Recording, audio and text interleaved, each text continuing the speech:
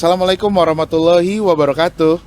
Hai guys, balik lagi bareng aku Natasha Davega dan partner aku Bradits di acara Indigo Sip. Iya. Nah, ini menarik banget. Kenapa Indigo dan ada Sip? Jadi ini akan menjadi konten program terbaru kita yang Iya. konsepnya seperti apa?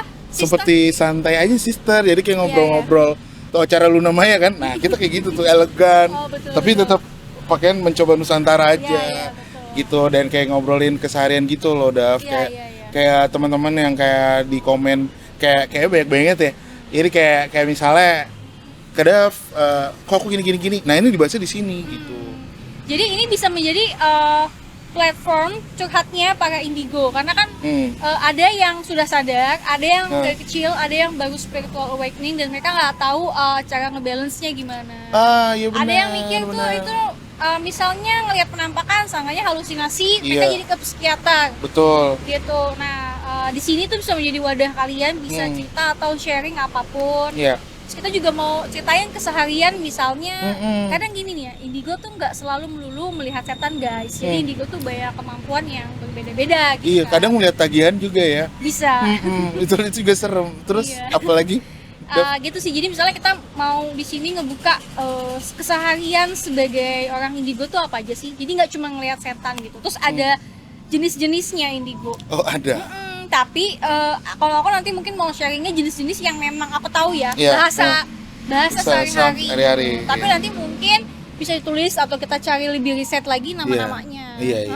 Kalau yang Davega tahu, selain yang melihat hantu, indigo tuh jenisnya apa aja sih? Ada yang apa aja? Kalau aku tahu sih bahasa tuh ada healer ya. Healer tuh untuk membantu bisa menyembuhkan orang lain secara jiwanya dan secara penyakit. Ada juga namanya empath. Empath itu maksudnya kepanjangan dari empati. Nah, tipikal indigo empath ini bisa merasakan perasaan orang lain. Iya. Misalnya orang lain itu sudah merasakan rasa apa gitu, bisa merasakan getaran-getaran di misalnya kayak Didra nih baru datang ke sebuah rumah kok ngerasain residunya kok banyak kesedihan gitu. Nah itu tuh rasanya jenisnya tuh namanya empath. Gitu. Empath. Nah sisanya tuh nama-namanya gue masih belum pasti gitu. Jadi nggak melulu visual ya, Nggak mau Dav ya? visual. Jadi kalau Ah. indigo lo bisa ngeliat setan, belum tentu yang indigo ngeliat setannya jelas atau enggak cuma mungkin di dalam benak atau enggak cuma bentuknya hologram gitu. Gitu. Jadi gue pernah baca, Dav, katanya tuh indigo tuh berasal dari aura warna yang terpancar dalam anak indigo itu, yaitu biasanya tergambar dalam aura warna biru tua, ungu, dan nila. Jadi itu tuh karakternya tuh seperti peace dan enlightenment gitu loh. Iya. Nah itu makanya disebut dengan indigo. Jadi auranya warnanya kayak gitu. Nah, Davega sendiri suka ngelihat aura kayak gitu di anak indigo. Kalau gue mungkin beda ya. Gue lebih ngelihatnya ada mahkota di kepalanya. Misalnya kayak regenerasi anak-anak kecil sekarang, gue kalau nggak salah namanya crystal child ya. Gue ngeliatnya memang ada mahkota yang sangat bersinar gitu dan warnanya tuh putih, ada sedikit pancaran emasnya gitu.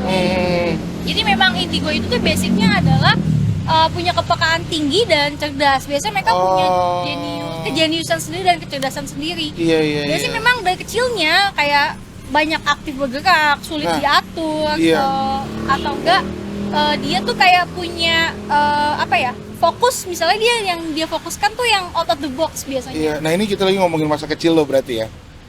Apa kalau dulu begitu? Gue emang kecil kayak agak aneh sih, kayak alien gitu. Udah gitu, buat smart people, Davega itu nggak se-brightness sekarang ya dulu ya? Nggak, biar ada bayangan aja. Boleh nggak ada fotonya di sini? Nggak apa-apa? Nggak apa-apa, boleh banget. Aku akan Gimana? buka ada fotonya. Jadi Gimana, waktu Dav? kecil Tadi gue lo bilang aneh. Anehnya gimana? aneh apa ya? Gue suka kayak imajinasi, kayak ngomong sendiri. Terus gue punya kayak gambaran-gambaran yang aneh. Jadi gue pikir itu halusinasi. Terus gue suka ngegambar. Biasanya gue tuangin di gambar gue waktu kecil. Gambarnya ya aneh-aneh. Pernah gue gambar kayak bentuk gedung-gedung. Ya, terus blok-blok kayak ruangan. Kayaknya tidak aneh gedung-gedung dan Enggak, blok. maksudnya itu gue TK gambarnya. Oh, TK, tapi udah bisa jadi gambar kayak itu. beberapa orang harusnya kan belum diajarin. Iya. Nah, terus bisa dari mana gambar kayak gitu gitu sih. Tapi waktu itu orang tua ada trik khusus gak sih, kayak atau panik atau gimana? Enggak sih. Atau mencoba mengalihkan lo Kalau Davega gambar kecil. enggak sih, mungkin lebih kayak gue ngelihat something sih. Kan kayak sebelumnya di YouTube sebelumnya pada cerita waktu TK tuh pertama kali yang gue lihat adalah satu keluarga badannya gosong kayak kebakar. Yang lo pernah cerita ya? Iya, itu. Ah, Jadi gitu. waktu itu gimana reaksi orang tua lo, Dav? Eh, Sebenarnya sih kalau kayak gitu udah nggak asing ya nyokap gue, karena memang dari kakek gue ke atas nenek tuh udah biasa dengan hal-hal seperti itu, jadi mungkin menurun gitu. Tapi nyokap gue kan tipikal orangnya yang logika duniawi banget ya, jadi nggak mau diarahin ke situ gitu. Dan berarti itu hal itu terus berkembang. Tapi Dan lo ada pupuk. gue pupuk, ada momen dimana gue tidak mau menerima kelebihan gue gitu. Kapan? Sekitar 3 tahun lalu lah. Jadi gue kayak mau menutup itu semua, jadi gue berpikir gue itu halu ya gitu, gue itu bukan indigo ya, gue tidak punya kemampuan ya gitu. Nah gitu sih. Lu sendiri Momen apa? Momen apa di situ? Boleh ceritain nggak titik ketika apa lo merasa kayak gitu sampai lo kayak anti banget, lo pengen lepasin? mungkin karena gue berada di circle orang yang penuh dengan logika, yang tidak percaya dengan spiritual, yang 100% jiwanya adalah duniawi. Oke. Jadi ketika lo speak up atau enggak, dan ketika lo mengeluarkan kemampuan lo, itu akan jadi kayak defense-nya mereka nggak sih? Jadi kayak kayaknya lo salah deh, lo musrik, lo halusinasi gitu. Aneh lah. Ya gitu. Karena itu menjadi hal yang selalu diucapkan, jadinya gue merasa kayaknya tuh benar deh. Jadi kayak ke brainstorming gitu loh. Ke brainwash kayaknya. Oh iya. Kalau brainstorm kita diskusi. Dan ini adalah salah satu kelebihan dari Davega juga, teman-teman. Betul kan? Betul. Jadi kalau gue lagi nggak pakai kemampuan gue ya gitu. Bahasanya kebalik-balik. Bener, nggak apa-apa. Itu adalah kelebihan dan kekurangan. Betul, Davega. Harus betul. diterima sehingga jadi yin dan yang. Betul, Ih, keren banget. iya. Tapi makin kesini makin parah loh gue. Semenjak Gak apa- Ode. Nah, Dav, yang lo rasa nih kan lo udah kita kira ketemu dan secara aneh juga mungkin untuk smart people yang pernah lihat cerita Davega sebelumnya udah cerita gimana caranya Davega dan Ojo Dume bertemu. Terus yang sekarang lo rasain, apakah udah dapat belum sih manfaat baiknya, enaknya dengan lo yang indigo ini? Dan apa yang boleh dikasih tahu ke teman-teman bahwa lo bisa membantu dari segi mana gitu dengan kemampuan lo ini? Makin kesini sih gue syukurnya kayak lebih jadi balance. Gue tahu tipe kemampuan gue seperti apa, tugasnya tuh apa. Karena kalau menurut gue tuh setiap anak indigo punya tugas masing-masing untuk kepentingan dan kebaikan dunia ini ya gitu. Kalau gue mungkin lebih ke membantu orang menyelesaikan yang hidup apa ya. Jadi gini, terkadang mereka punya masalah yang bertahun-tahun gitu kan. Nah, gue bisa membantu menemukan titik sungguhnya dia dari mana. Gitu. Penyebab masalah itu. Biasanya gue syukurnya kalau misalnya gue bantu, gue ngobrol, mereka merasa tercerahkan gitu. Oke. Kadang kalau dari versi dan kacamata gue, leluhurnya juga datang. Ke lo. Ya, minta dibantu, disampaikan ke anak cucunya gitu. Nanti setelah itu ya gimana si empunya inilah yang mau menjalaninya gimana, karena tugas gue cuma sampai situ aja, penyambung lidah lah gitu. Penyambung lidah. Tapi banyak juga nih yang tanya di DM ya. Kalau Dav bayangin tuh yang ada di kepalanya tuh, yang di kepalanya Davega tuh akan lebih lancar kalau ketemu langsung kah, atau ngeliat fotonya udah cukup, atau Davega harus denger suaranya, nelfon atau voice note gitu ketika lagi membantu itu. Lucu ya, orang kayak, bacain gue dong. Capek banget. Bisa nggak bacain gue? Iya. Nah jadi gini, karena kalau gue juga kemampuan spiritual gue belum setinggi itulah, masih banyak belajar. Ada memang bisa dilihat dari foto, tapi lebih enaknya ngobrol langsung. Karena kan kalau ngobrol langsung orang itu mengeluarkan energi. Nah gue menangkap energi dia menjadi bahan bakar untuk gue melihat, membaca apa yang dia ingin tahu gitu. Tapi terkadang biasanya kalau misalnya ada yang minta tolong, minta dilihatin dari foto atau langsung, biasanya gue baca doa dulu, terus gue permisi sama si empunya yang punya badan. Kalau dikasih akses itu biasanya lancar, nanti semua informasinya dikasih. Tapi ada yang gelap. gelap sama sekali, kayak ada yang nutupin, itu berarti jiwanya tidak ingin dibaca, dia nggak kasih akses gitu.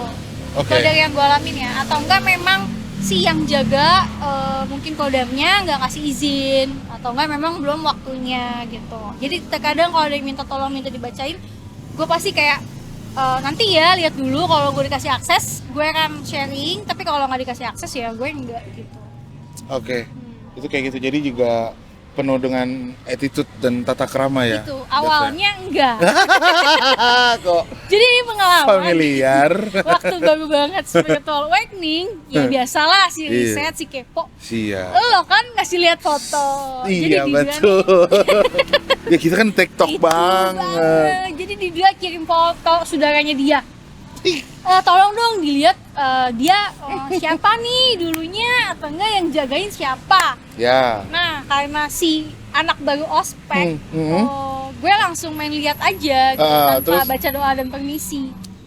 Abis kayak gitu, pas gue baru mau lihat, gue melek, tiba-tiba ada sosok seperti menak jinggo gitu loh, yang serem banget. Menak jinggo tuh manusia? Apa Gue nggak tahu, setengah? karena gue pernah di Google tipikalnya secara wayang mirip.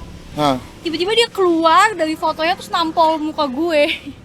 Kayak gue ketonjok gitu loh, jadi kayak langsung pusing meriang Dari foto. dari foto, karena ternyata gue nggak permisi, Nggak permisi. tidak assalamualaikum.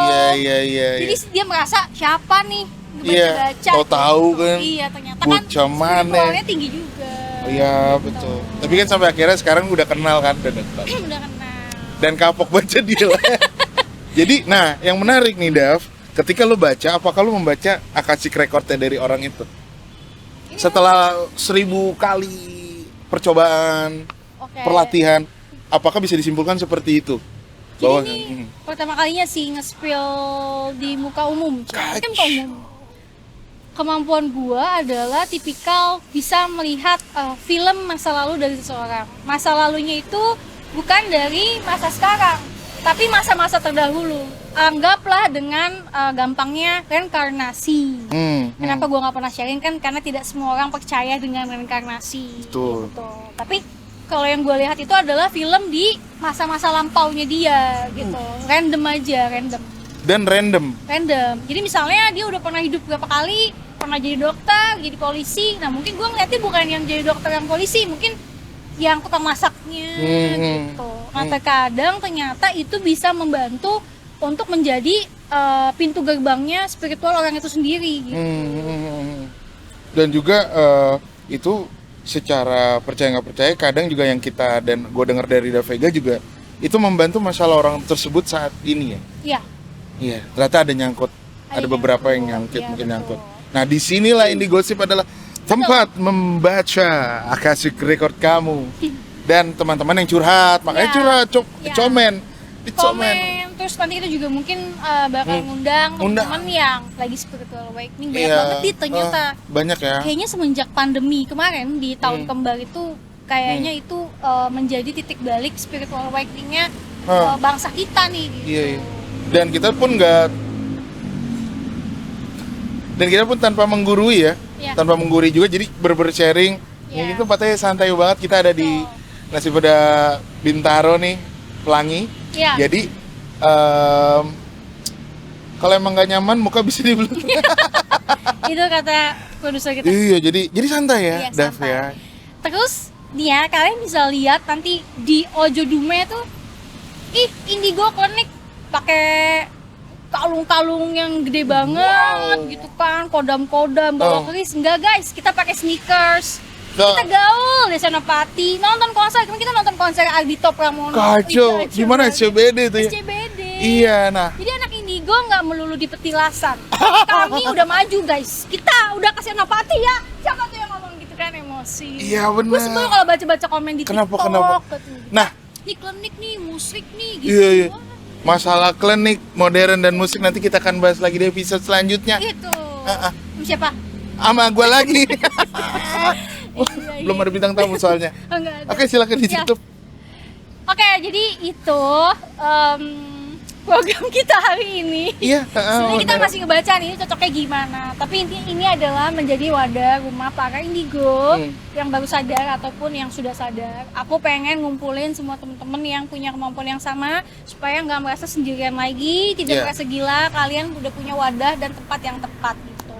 Tapi maaf kalau ada bahasa-bahasa kita yang mungkin yang nonton nggak sesuai sama konsep pemikiran kalian, itu nggak apa-apa banget karena setiap orang punya pemikirannya masing-masing kan, Dit? Betul, Gitu. betul banget. Terus? Akhir kata, mohon maaf kalau ada kata-kata yang salah, silahkan dipercaya atau tidak percaya, itu pilihan kalian. Betul. Jangan lupa like, comment, dan subscribe Ojo Dumi di YouTube dan di TikTok Iya. di Ojo Dume Series, Instagram juga sama Ojo Dume Series. ya. Akhir kata, saya Didra Rashid. Natasha Davega. Assalamualaikum warahmatullahi wabarakatuh. See you.